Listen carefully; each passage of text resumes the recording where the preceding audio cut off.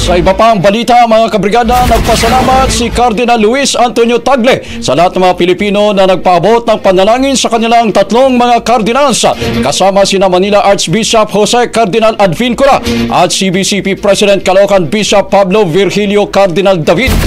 Silang tatlo ang napabilang sa mga cardinal electors na naghalal sa bagong Santo Papa na si Pope Leo XIV. Sa isang pulong balitaan, sinabi ni Cardinal Tagle sa mga Pilipinong Katoliko na patuloy nilang ipanalangin at suportahan ang bagong Santo Papa. Samantala, pinasalamatan naman ito ang mga naniniwala at sumuporta sa kanya at iba pang mga cardinals. Kabilang na rito mga kabrigada ang mga naniniwalang may tsansa siyang maging susunod na Santo Papa.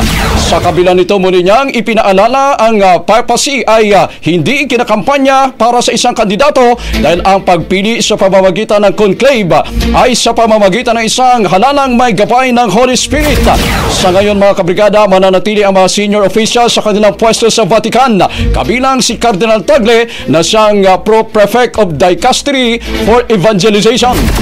Ay maraming salamat sa mga nagtiwala sa amin at nakita, ewan ko kung ano nakita nyo sa amin na inisip nyo na pwede kaming posibleng maging papa. Ewan ko ba, ito ay isang parang spiritual learning sa atin na yung pag sinabing we rely on the Holy Spirit, disiplinado dapat kaming lahat na hindi isipin o magpadala na kandidato nga ako.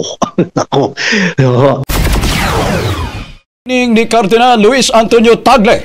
Brigada Balita Nationwide. Ang bahaging ito ay hatid sa atin ng Drive Max Coffee. Ligayang tuloy-tuloy.